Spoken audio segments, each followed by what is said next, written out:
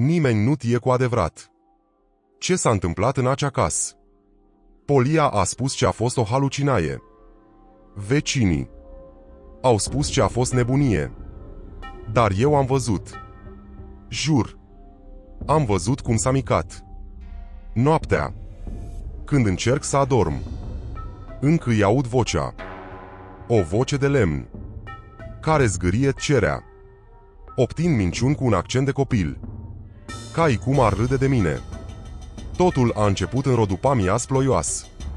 Telefonul a sunat. De 3 ori. Eram tua mea, Eleanor. Vocea îi tremura. Mi-a spus ce are nevoie de mine. Ce ceva. Era viu. În casă. Aproape ce n-am răspuns. Dacă a fi lăsat să sune. Poate asții. A fi dormit în pace. Drumul până acolo era ca un mormânt deschis. Brazii se aplecau sub vânt. Noroiul acopere asfaltul. Iar radiul bâzia. Congo cânta singur. De atunci, de fiecare dată când aud acea melodie, aerul se schimbă. Simt miros de ciuperci umede. I fier ruginit. I vede acel chip. Fere suflet. Chipul Pinochiului care respira. Trecuser 3 zile de când plecase. Apartamentul era plin de o liniște bolnav. Linitea aceea care pare ce te ascult. Mirosul de cafea rece. Ecoul ultimelor ei cuvinte. Încă pluteau în aer. Cai cum timpul refuza să mai meargă înainte. Me simeam gol. Golul acela pe care nici somnul, nici butura nu-l pot umple. Apoi, telefonul a sunat din nou. Un sunet ascuit, ca o lam care taie aerul.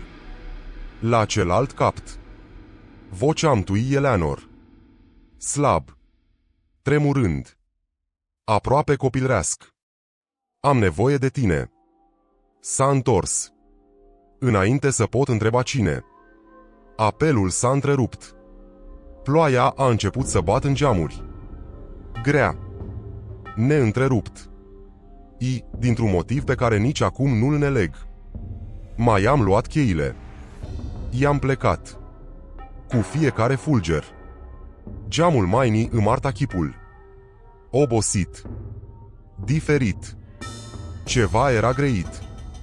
Cu mine. Sau cu lumea din jurul meu. Drumul spre casa amtui Eleanor. Prea mereu prea lung. Dure de o parte i de alta. Câmpuri pline de apă. Stâld înclinai. Totul sub aceeai nuan de gri, care înghite amintirile. Radiul se pornea. I se oprea singur. Când, în sfârșit, s-a stabilizat. Congo cânta. Cu acel ritm tribal care face inima să bat strâmb. Când am ajuns, casa era neschimbat. Veche, acoperit de muți irugini.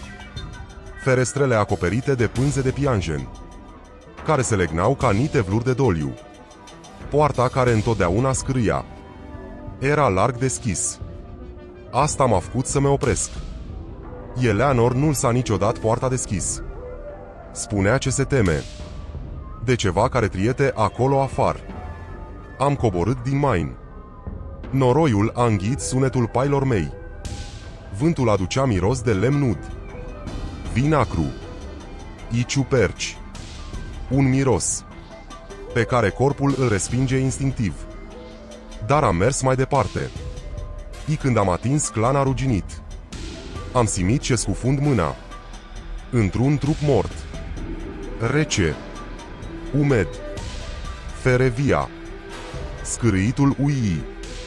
Mi-a adus înapoi o amintire veche. O dat cu ea. Frica. Aveam 7 ani când am neascultat-o pentru prima dată pe mtoa Eleanor.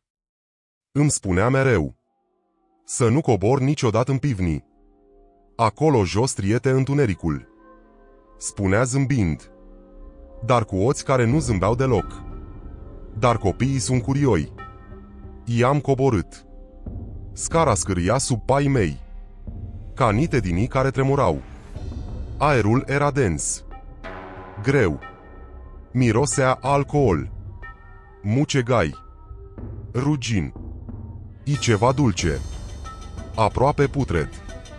Am văzut o siluetă în genunchi, înalt, subire.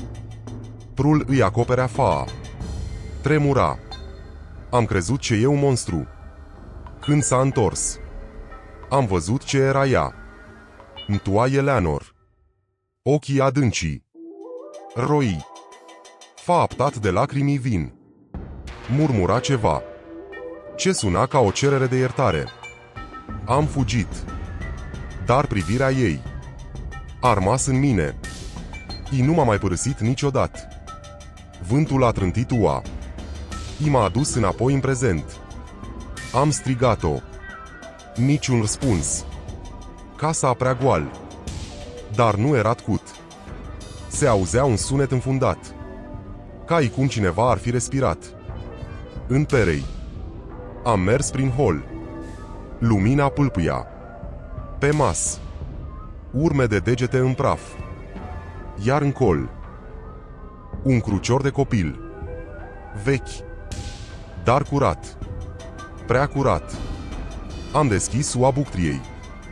Un fior mie a trecut prin corp. Optul de lemn era acolo, acoperit cu opturi roz. Înăuntru, o suzet îngilbenit. Iopu fere cap. Nu avea sens. Eleanor nu avusese niciodată copii. Am strigat-o din nou. Cere. Apoi. Pai. În spatele meu. Înainte să mă întorc, ceva tare m-a lovit în ceaf. Totul s-a făcut negru. Ultimul lucru pe care l-am auzit a fost un noapte aspârâ, târât, spunând: n-ar fi trebuit să te întorci. Când m-am trezit, mirosul m-a lovit primul. Sup fierbinte, usturoi, ipementud. Eleanor stea în fața mea, cu un zâmbet îngheat. I-ai speriat întoacea bătrân? A spus, amestecând în oal. Încerca să par calm, dar ochii îi tremurau. 2 farfurii pe masă, o sticlă de vin, deja deschis. M-am ezat. Mi-a turnat sup, i-a spus, cu crutoane. Acum îi plăcea, dar gustul era greit, amar. Ceva trosnea între dinii, tare, neregulat. Mirosul de ciuperci sălbatice. În timp ce mâncam, Radiel a început să uiere. Congo a revenit, mai lent, distorsionat, ca-i cum venea de sub apă. Eleanor a zâmbit. Îi plăcea melodia asta. Am întrebat: cui? Pinocchio. A răspuns. I a râs, ca un copil. Apoi a început să povestească. Mi-a spus ce a găsit o pu de lemn în câmp, cu câteva zile în urmă. Ce se numea Pinocchio. I ce îi vorbea. Îi spunea mama. I îi cerea să se joace. La început am crezut că e doar singurtate, dar a continuat. A spus ce, într-o noapte, 2 siluete înalte îi subiri au apărut la ferea sătârâ. Chipuri de plastic, fere ochi, fere gur. Au lăsat poala u. I-au spus: ai grijă de el. Ca de un copil adevărat de atunci. Eleanor îl hrânea, îl legna, îl scotea la plimbare, în crucior. Dar acum 3 zile, pua a dispărut. Ideea aceea m-a sunat. Trebuie să me ajui să lexesc. Mi-a spus. Ochii îi ardeau. E suprat. E acum. Te vrea pe tine. Camera a început să se învârtească. Vocea ei se multiplica. Aerul devenea greu. Radial a explodat într-un bâzâit profund. Congo s-a transformat în zgomot. Corpul meu s-a blocat. Când mai am revenit, eram legat de un pat. Frânghii la încheieturi. Gura. Cusut. Pantaloni roi. Tavanul. Pulsa. Ca o carne vie. În col. El. Pua. Pinocchio. Micându-se. Singur. Lemnul scârâia. Cadinii care mestec cerea. În spatele lui. Siluetele de plastic. Nemicate. Respirând încet. Iar între ele. Eleanor. Goal. Tremurând. Murmurând un cântec de leagnă. Pua s-a apropiat. Capul i s-a rotit. Cu un trosnet. E o voce de copil. Râzând din interior. A optit. Acum e rândul tu. Să fii un biat bun, m-am trezit în rocamer alb. Lumina îmi ardea ochii.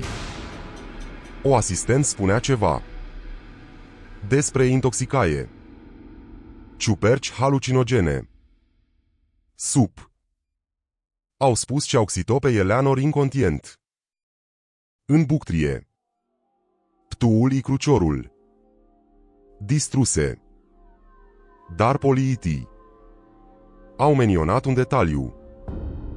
Care mi-a îngheat sângele. Urme mici. În noroi. Urme de lemn. Am încercat să explic ce am văzut. Nimeni nu m-a crezut. Efectele toxinei. Au spus. Dar nimeni nu a putut explica. De ce aveam mâinile zgriate? Sau de ce? Radial spitalului. S-a pornit singur. La ora 3 dimineața. Cânta Congo. Doctorii spun. Ce totul a fost o halucinaie. Dar uneori. Me trezesc. Simind greutatea a ceva mic. Aezat pe pieptul meu. Respira adânc. I-aud scrâitul uăr al lemnului. Nu deschid ochii. Nu vreau să tiu. Uneori cred. Ce Eleanor nu a fost niciodată nebun. Poate adevărata nebunie este să crezi ce nebunia e o boală. Când, de fapt, e o motenire. Pentru ce atunci când privesc în oglind? Prea mult. Reflexia îmi arată un alt chip. Un zâmbet pictat. E o voce de lemn. Optind minciuni. Poate adevărul.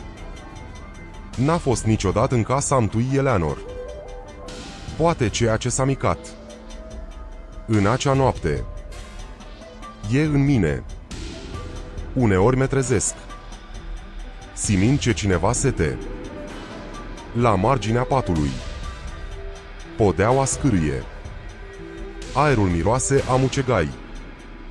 I ciuperci. I undeva, afar. Radial unui vecin.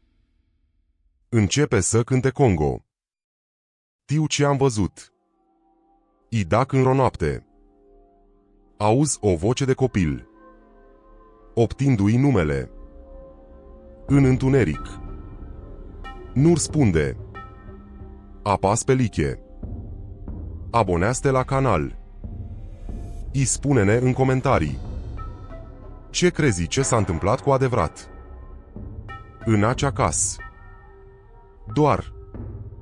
Nu mânca supa. Dac miroase. A ciuperci.